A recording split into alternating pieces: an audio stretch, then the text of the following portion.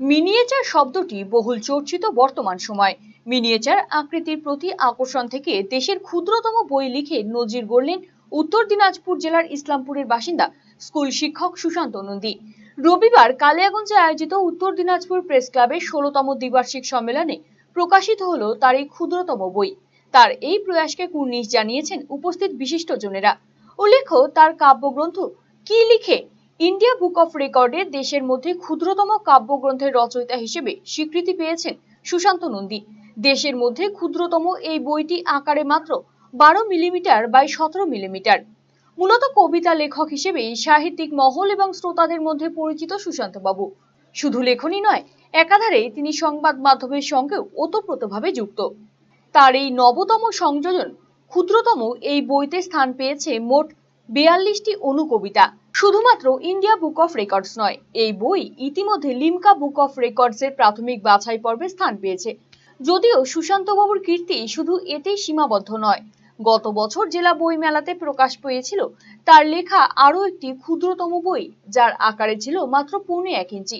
সেটিও রেকর্ড বুকে স্থান পেয়েছিল। তবে এবারে তার কীর্তি ছাপিয়ে গিয়েছে গতবারকেও। বর্তমানে তার এই ক্ষুদ্রতম বই বিস্ময়ের উদ্রেক করেছে পরিচিত মহলে। স্বাভাবিক বইয়ের থেকে আকারে অনেকটা ছোট হলেও খালি চোখে এই বই দিব্যি পাঠকেরা পড়তে পারবেন বলেই জানিয়েছেন লেখক স্বয়ং। তবে এই বই ছাপাতে গিয়ে বিস্তর ঝক্কি পোহাতে হয়েছে লেখককে। কলকাতায় অনেক প্রকাশকই তাকে ফিরিয়ে দিয়েছেন, যদিও অবশেষে বিভিন্ন জনের সহযোগিতায় এই বই বের করতে পেরেছেন তিনি। যদিও এখানেই থামতে রাজি নন তিনি। এবারে তার লক্ষ্য গিনেস বুক অফ রেকর্ডস। বিশ্বের ক্ষুদ্রতম কাব্যগ্রন্থ রচনার জন্য আপ্রাণ চেষ্টা করবেন বলে জানিয়েছেন সুশান্ত নন্দী।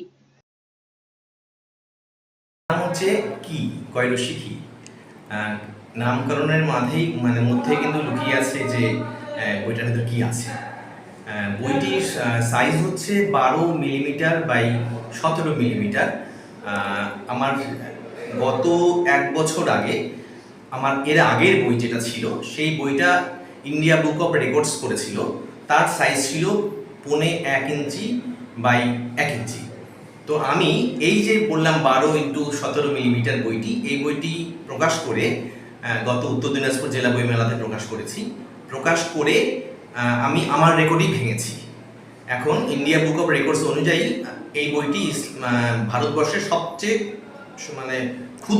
ক্ষুদ্রতম বই, এবং একই সঙ্গে লিমকা বুক অফ রেকর্ডসেও যে রেকর্ড ছিল লাস্ট রেকর্ড, সেই রেকর্ডটা আমি ভেঙে লিমকা বুক অফ রেকর্ডসের প্রাথমিক বাছাই উঠে এসেছি। আগামী নভেম্বর মাসে জানা যাবে যে আমি চূড়ান্তভাবে সিলেকশন হলাম কিনা। কিন্তু সাইজ অনুযায়ী ওরাই জানিয়েছে যে সাইজ অনুযায়ী আমি সেই রেকর্ডটাকে অতিক্রম। কবিতা লিখি, অনুকবিতা রয়েছে বইটির মধ্যে 42টি অনুকবিতা, এবং সাইজটা যেহেতু মিলিমিটারে চলে এসছে দেখে অনেকেই মনে করবেন যে এটা পড়া যাবে কিনা। চোখে যদি কোনো সমস্যা সেরকম না থাকে তাহলে কিন্তু ভালোভাবেই বইটা পড়া। ছোট ছোট জিনিসের উপর খুব আকর্ষণ।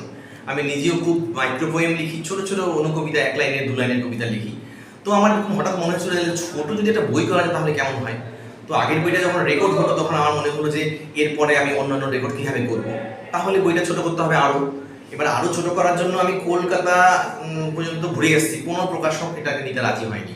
তারপরে যাই হোক একজনকে কোনোভাবে রাজি করানো হলো। প্রিন্টিংয়ের কাজ করেছে আমাদের ইসলামপুর থেকে একজন আমার ভাই হয়, ইন্সপিরেশন অনুভব, ও করেছে প্রিন্টিংয়ের কাজ। বাধাইয়ের কাজ শিলিগুড়িতে হয়েছে। কয়েক জায়গাতে ঘুরে ঘুরে, এত ছোট বই তো ভীষণ পরিশ্রম, কেউ নিতে চায়নি। তাও শেষ পর্যন্ত বইটা সকলের ইচ্ছে পূরণ হয়েছে আমার বাড়ির, যে আমি একটা রেকর্ড করতে চলেছি। আমি গিনেস বুক অফ রেকর্ডেও আবেদন করেছি, এখনো সেই আবেদনে তেমন আছে। আমার তো ইচ্ছে আছে, এখন যারা বানাবে তাদের উপর নির্ভর করছে পারবে কিনা। তবে হয়তো শেষ একটা, যদি এবার গিনেস বুকে না আসে তাহলে শেষ চেষ্টা একটা আমি করবো। ভুবনেশ্বর এইমসের চিকিৎসক বর্তমানে রায়গঞ্জ গভর্নমেন্ট মেডিকেল কলেজ ও হাসপাতালে কর্মরত। যে কোনো ধরনের ব্যথা ও প্যারালাইসিস নিরাময়ে বিশেষজ্ঞ ডক্টর সর্বানন্দ মণ্ডল এখন বসছেন রায়গঞ্জে একমাত্র নিউ বেঙ্গল মেডিকেলে।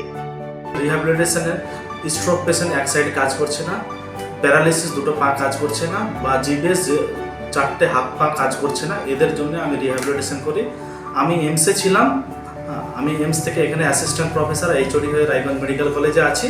একদম বিনা অপারেশনের মাধ্যমে যেগুলো আপনার পা ঝিমঝিম করছে, হাঁটতে পারছে না, বা ঘাড়ের ব্যথাগুলো ঝিমঝিম করছে, বিনা অপারেশনের মাধ্যমে ট্রিটমেন্ট করা হয়। এগুলো আমি করেছি, আর এখন রায়গঞ্জ বাসের জন্য আমি সেই ট্রিটমেন্টটা আমি নিয়ে এসেছি এখানে।